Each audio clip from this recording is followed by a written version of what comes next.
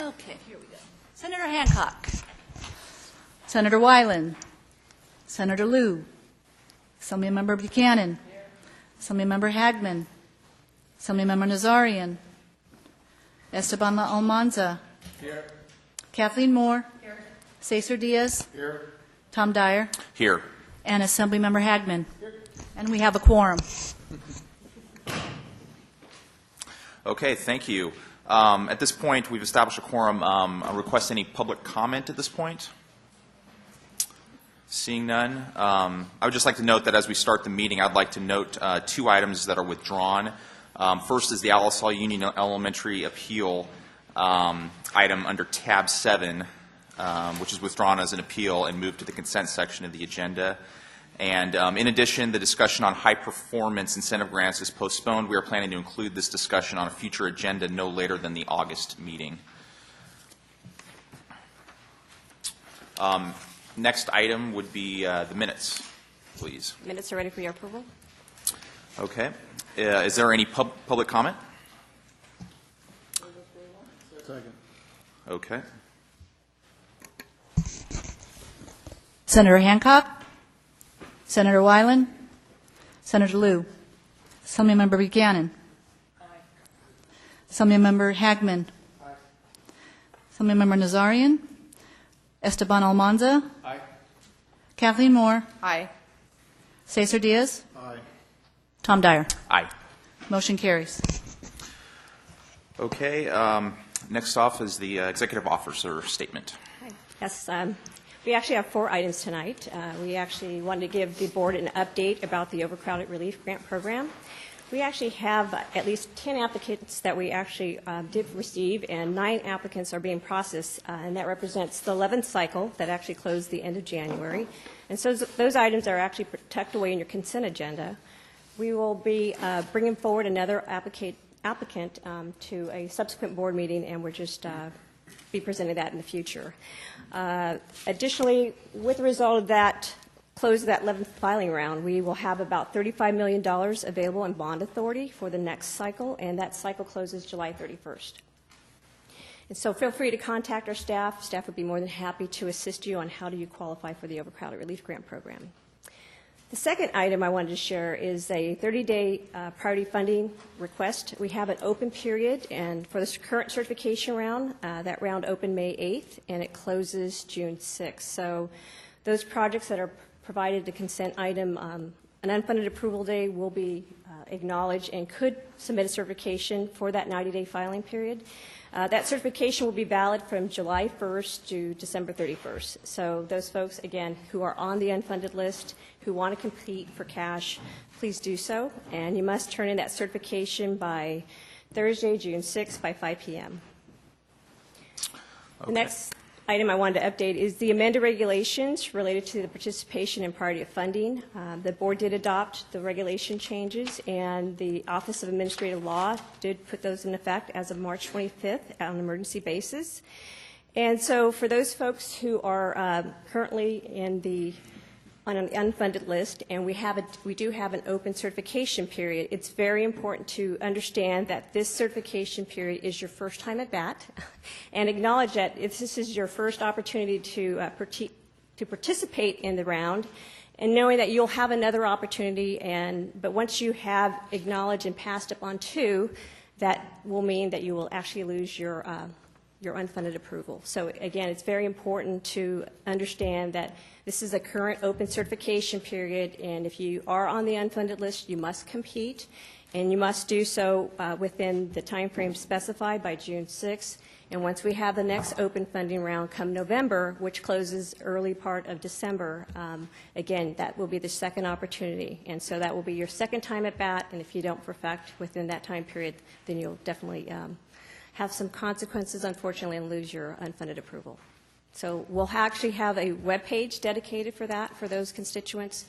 We have provided subsequent webinars and been having additional outreach opportunities to ensure that our customers are fully aware about the certification rounds and how important it is.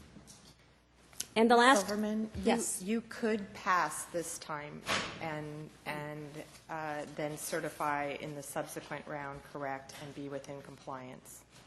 That's correct. And then you could also perfect this time, not be funded, and then pass the next time. It all depends on, you're right. I mean, you could submit a certification, and if in fact you did compete in the round and we didn't have the right amount of money to get to you, then you're right. As long as you did participate and we couldn't get to you, You still have your one pass. You still have your one pass, that's correct. But we'll have a lot of details about those specific exceptions to the rules if you did compete and we didn't have the opportunity to provide you an award. So we'll have a whole webpage dedicated to that and give some clear examples of those situations. So the last item I want to share is the Program Review Subcommittee. I do want to note that there is an update. The subcommittee is scheduled for June 10th at 9 a.m. to noon, which is on Monday, and I believe we have noted that it was June 11th, so it is June 10th. And that's all I have to report tonight. Okay. Thank you. Is there any public comment on the Executive Officer's report? All right. Seeing none, next up is the consent agenda.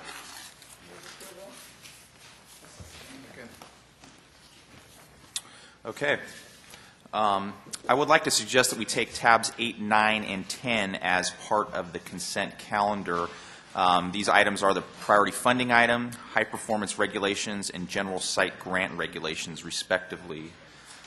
With this recommendation, I would also like to read into the record the following edit to tab 9. The Schools Facility Program Regulations section referenced at the end of the first paragraph on page 474 should read Section 1859.71.4 Subdivision D rather than Section 1859.74 Subdivision D. Does anyone have an objection? Okay.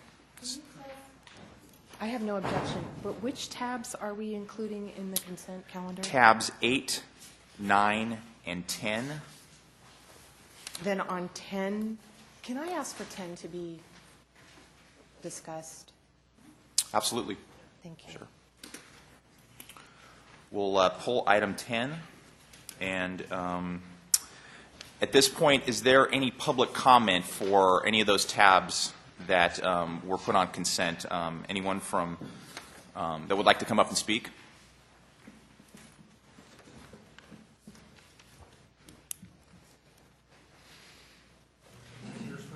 Perfect. Right up there.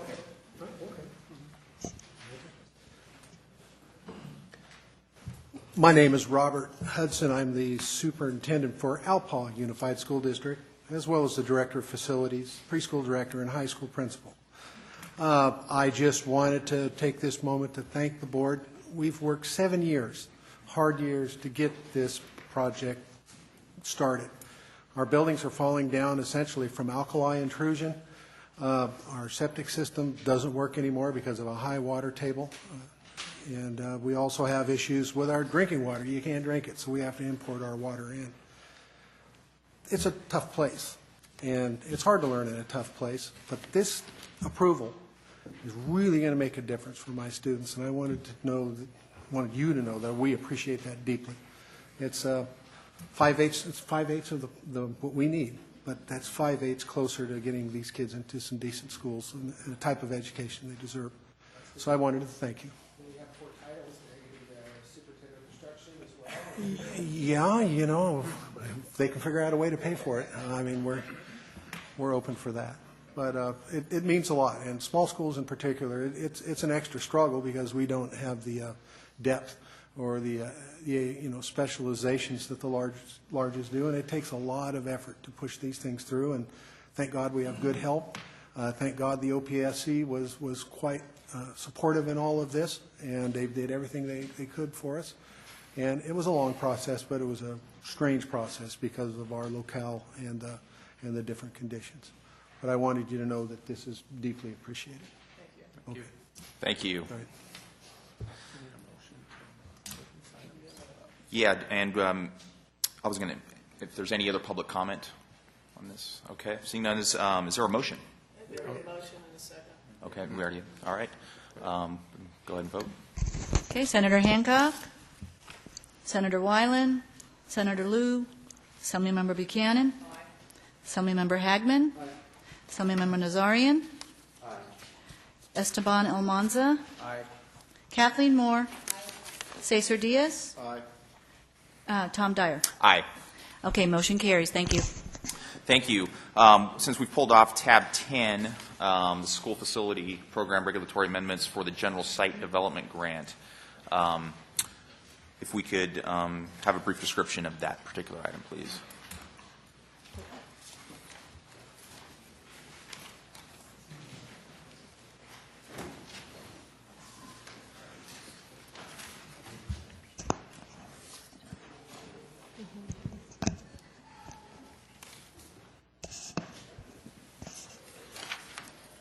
Thank you. Barbara Kampminer with the Office of Public School Construction.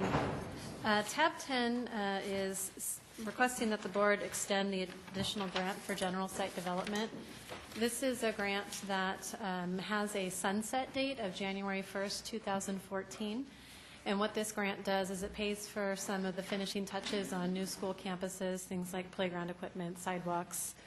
The grant was added to the regulations on a temporary basis back several years ago, actually, and the board has taken has heard several items to extend the grant beginning in 2009, and the most recent time the board heard this item was in 2011, which extended the grant until 2014.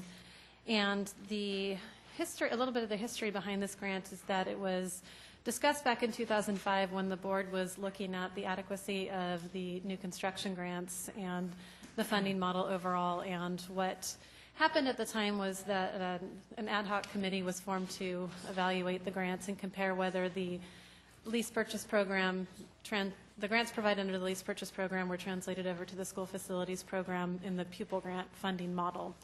And there was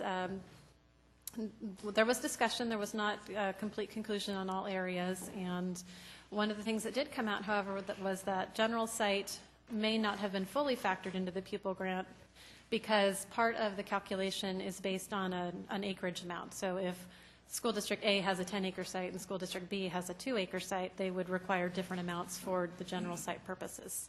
So what the board determined at the time was that it would be reasonable to include the general site grant amount because at a minimum, the acreage factor was not included in the pupil grant amounts. However, the grant was put forth on a temporary basis until the complete discussion could be held about the funding model and grant adequacy overall. There have been other attempts at those discussions, but there still is not conclusion on that. Staff is recommending that the board approve this grant again for another year to sunset on January 1st, 2015, and that is reflected on the attachment with the proposed regulations.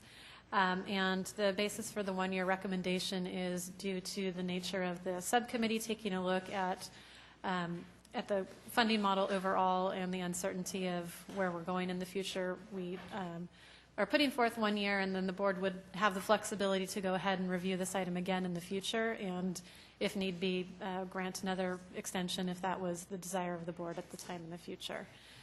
With that, I'd be happy to answer any questions. If I may? While I fully support the staff recommendation to approve the general site development grant, I also strongly believe that it should be a permanent part of the grant program.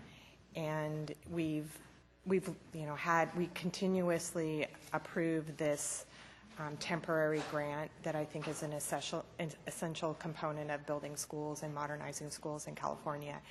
And I guess I'm very willing to wait for that, but I hope that we put this issue on our parking lot list that we develop in our subcommittee because it seems a little problematic to continue to extend a temporary grant over many years. It's no longer temporary. It seems permanent. Yeah, and that's one of the topics that we will be discussing in the program review subcommittee is funding, which will cover all of the grants, and not just the base grant, but the additional grants.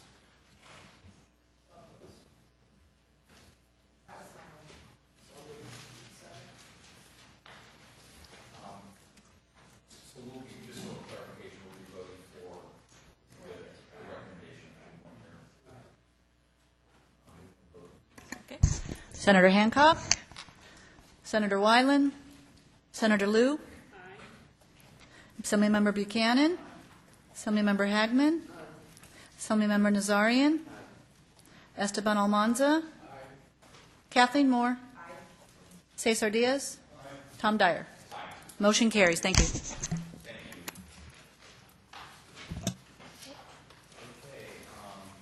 next item, the quarterly joint program fundraising.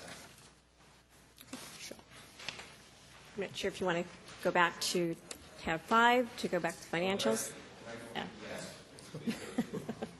Okay, well, the tab 5 is just basically giving the board an update on the cash we've been releasing over in the program. And specifically on page 170, what we have been doing is charting out the amount of funds that we've been receiving from the various bond proceeds that we received over the last several years. So on page 170, we wanted to acknowledge to the board that we do have 2 new charts to present in that area that represents the bond sales in March of 2013 and the bond sales for April 2013. So respective amounts have been posted, and we have been releasing some funds in some of those program areas. But collectively on page 171, just wanted to highlight that $86.5 million were provided to school districts through the end of April. And so that's a summary of the funds that we have been dispersing to school districts. On page 172, we've been showing graphically some bar charts and trying to symbolize the various bond sales we've had over the last several years, and we have now introduced some new shading and coloring in this area, so just to reflect the March and April bond sale. So as we start going through the 90-day process with the items that were taken action today, slowly those amounts would also be liquidating as well. And not sure if we...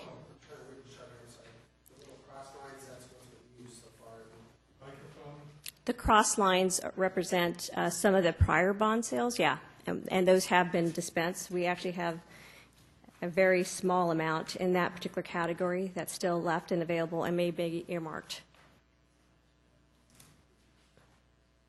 Yeah. Okay, on the status of fund releases, is there any public comment? All right, seeing that, we will move to tab 6.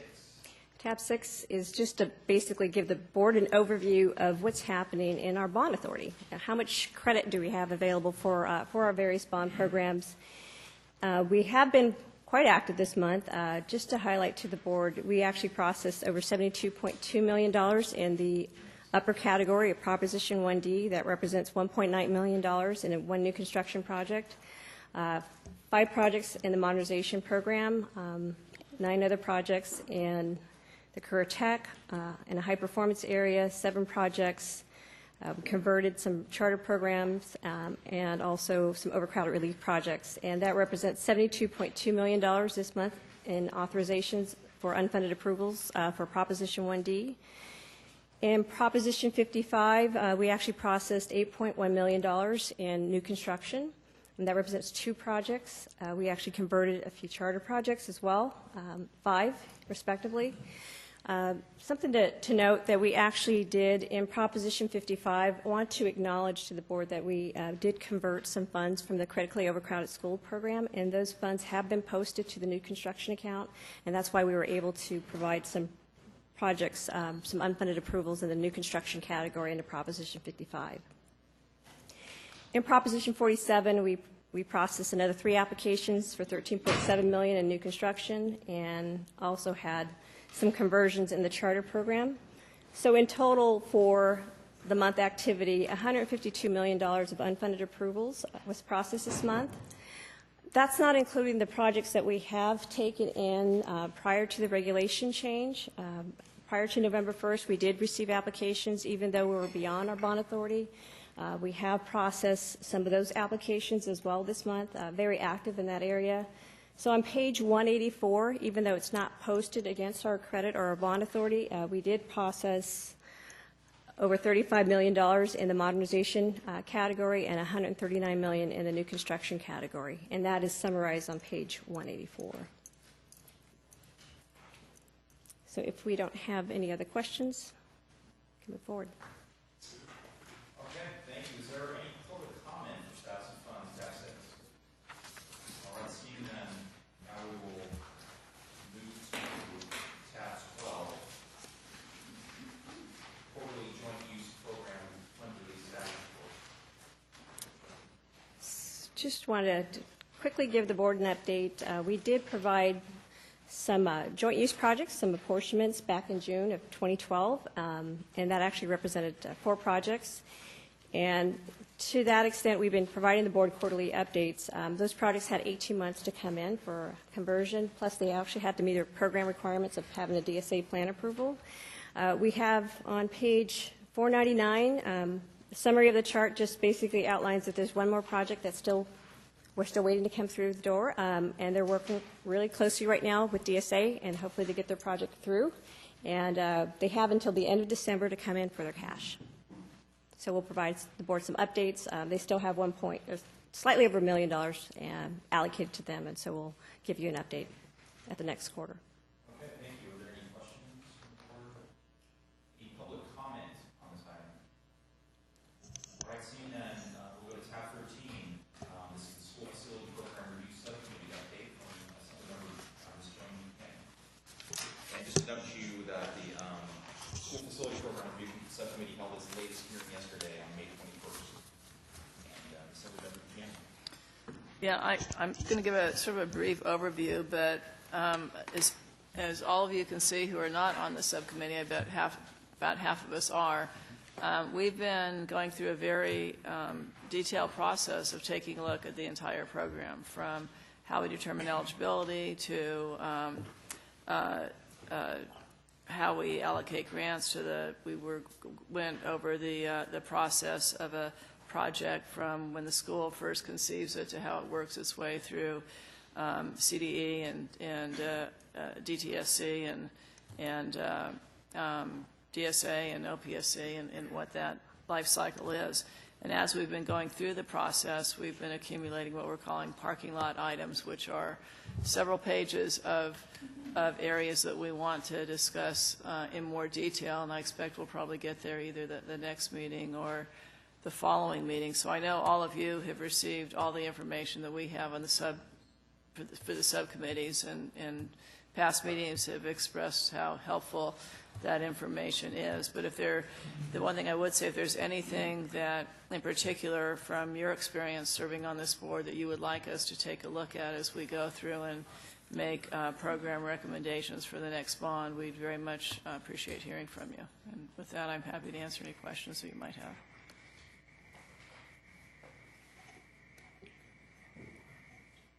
Thank you, Assemblymember Buchanan. Any comments? And now we'll move to tab 14, which is the 3-month. Not sure if we have any comments on the workload report. Pardon me? Just open it up for the members to review the workload report. We'll open up for any comments.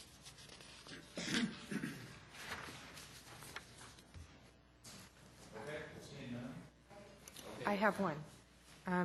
So today on high performance, we simply took the correction or the direction from the board. However, I thought there was a third component of looking at high performance as the problem that we have of marrying that pot of money with the program outcomes that we're looking for right now. And I'm wondering, it's not on the workload list, so is there a... Yes. Answer your question. I don't know yes, what the question is. No. Is it going to be on the Yes, workload it's going to list? come back to, I think the chair did mention at the beginning of the meeting that we'll be bringing it back before August. And so we will reflect that on the 90-day workload. Okay, thank you. If I could, does that mean June or August or sometime later? July is often a meeting that is canceled, which is perfectly appropriate if it's going to take some time to get it together. But, so you're looking at the August meeting or later than that? That would be the latest. The latest would be August, but if we can move it forward earlier, we definitely could shoot for a June meeting. Well, whatever, works for the chair. Yeah, I think August would be our latest. Right. If we can fit it in earlier. Right. Okay. Okay, I'm probably not going to be here in the July meeting, so I would appreciate it if it would be in the August meeting if it works. Thank you. Through the chair, will that be part of an implementation committee meeting? Or, I mean, that, it seems that it's quite a larger issue than what we dealt with today, about how to perhaps expend these funds. I believe we're just going to be discussing the policy issue first, and then I obviously have that conversation and bring it back Yeah, at for a this greater point- discussion, yeah. At this point, the item was just going to consist of exploring any possible options for the Okay. board to consider. That was the goal for this item. So in August, we'll discuss policy options for the high-performance remaining funds. And if there's a direction developed from that board meeting, we could then ask the constituents to weigh in on that. It would be up to the board. Yes. I know this has been an item of interest to you, Senator Hancock. Is that good?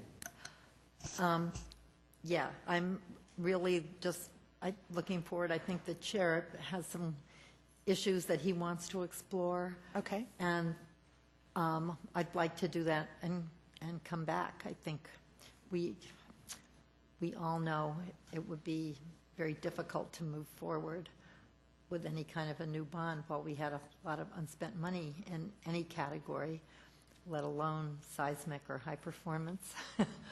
And so I think it would be good to have that exploration happen. And then if we can have policy options in August, that would be helpful, because it has been a number of years that we've been trying to work on this, I know, and I appreciate your concern.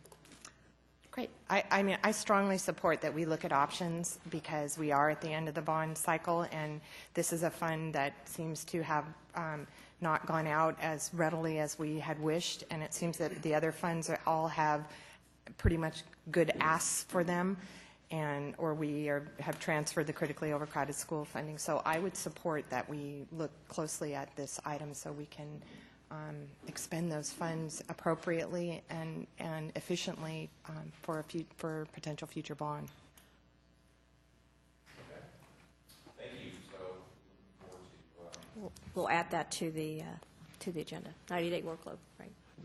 any other comments or questions? Okay, we'll go to tab 15 and get some informational items. It's just our calendar for the next meeting. Yeah, I guess it'll depend on the chair and vice chair, and we'll introduce what the workload that we have for June, and we'll figure out amongst that time period whether or not we'll have a June meeting. But if we do have a June meeting, it will be slated for June 26th. Great. Any public comment at this point? Yes. Feel free to come on out.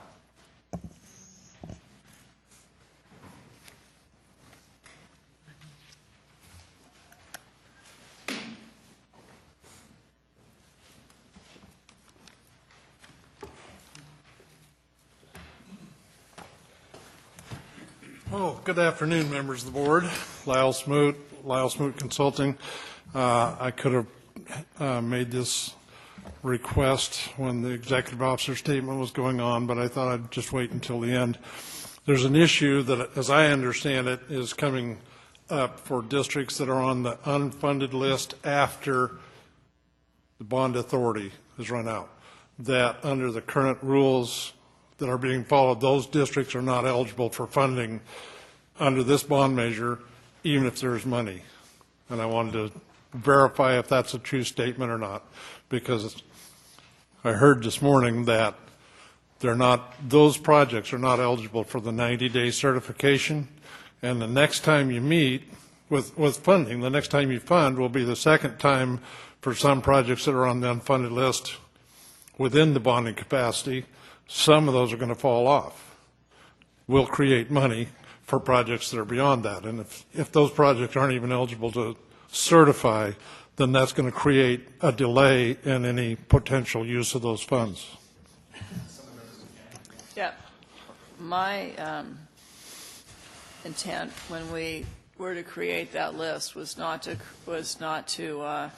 create a situation where we're spending time processing applications that would not be funding, but it was never an intention, I don't think, I don't want to speak for everyone, although it's never an intention to leave money on the table for projects that need to be completed. So as we go through the process of determining which projects are going to be funded and which are going to be dropped off the list, if there's more money available, since we have been keeping track of those projects as they've come in order, I would anticipate that we would then begin to process some of those applications to make sure that we, could get the money out. So the intent's not to have a balance at the end. The intent is not to process a long list of projects that will not be funded. So if projects drop off and we find that we have more money to allocate than we've anticipated to date, I would expect that we would then move forward and begin to process, maybe not all of them, but process some. Assemblymember Buchanan, I'm talking about projects that